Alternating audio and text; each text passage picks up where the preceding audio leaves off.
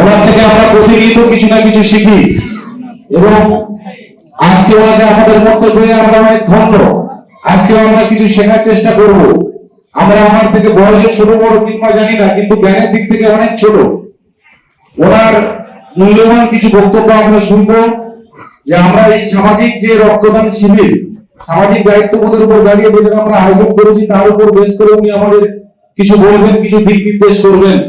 আমরা সবাই ওনার নাম জানি, বিশিষ্ট আলেম মাননীয় আমানুল্লাহ সাহেব, উনি আমাদের মধ্যে উপস্থিত হয়েছেন। ওনাকে কিছু বলার আগে আমরা বরণ করে নেব।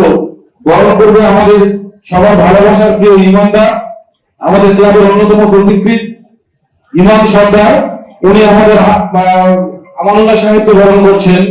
সবাই মিলে করতালির মাধ্যমে ওনাকে অভিবাদন জানাচ্ছি।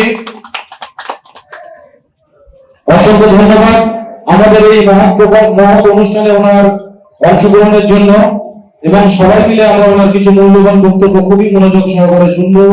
আমরা জানি উনি খুব সুবক্তা এবং ওনার অনেক খ্যাতি আছে। আজকে আমরা আমাদের মধ্যে ওনাকে পেয়ে আমরা সত্যি খুব আনন্দিত এবং উৎসাহিত যে উনি ভবিষ্যতে ভাবে আমাদের পাশে থাকবেন। এখন আমরা ওনার মূল্যবান কিছু কথা শুনবো। সকলকে ধন্যবাদ জানাই। শিমুলতলা জাগৃতি সঙ্গীত যে আয়োজিত রক্তদান শিবিরে আমি আসতে পেরে নিজেকে ধন্য মনে করছি। বিশেষ করে আজকে যারা এই আয়োজনে অংশগ্রহণ করেছেন, যে সমস্ত সদস্যরা আছেন, তাদের প্রত্যেককে হৃদয়ের স্থল থেকে আমি তাদেরকে অসংখ্য ধন্যবাদ জানাচ্ছি এবং সঙ্গে শিমুলতলা গ্রামবাসীকে আমার অন্তরের স্থল থেকে ভালোবাসা জানাচ্ছি।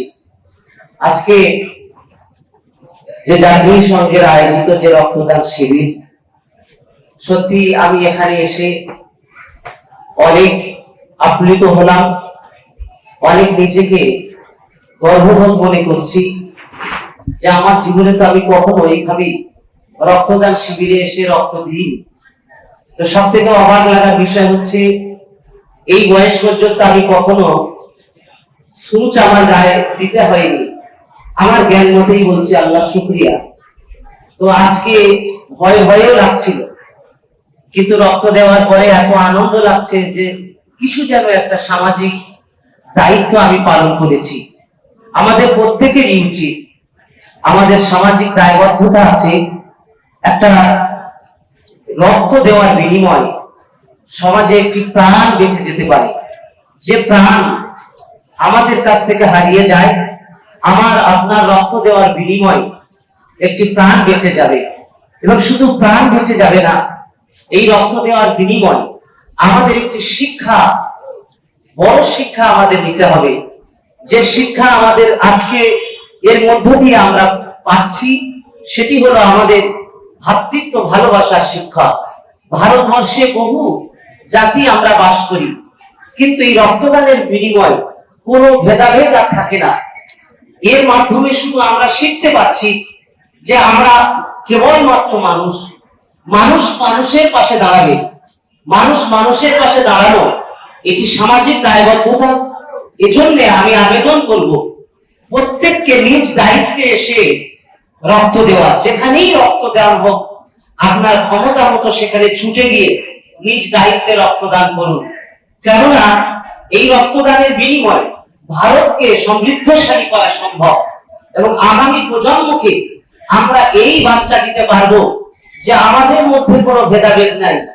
আমরা কে কালো সাদা, কে কোন রঙের, রক্ত কিন্তু একটি রং আমাদের বয়ে আনছে।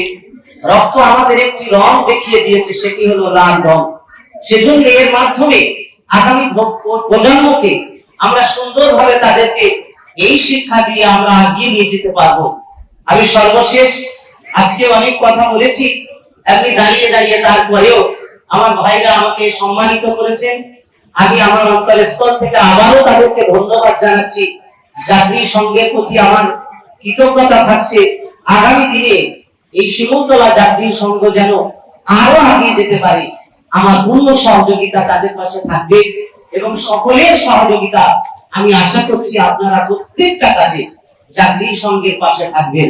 সকলকে ধন্যবাদ জানিয়ে শেষ করছি। ভালো থাকুন, সুস্থ থাকুন। আসসালামু আলাইকুম।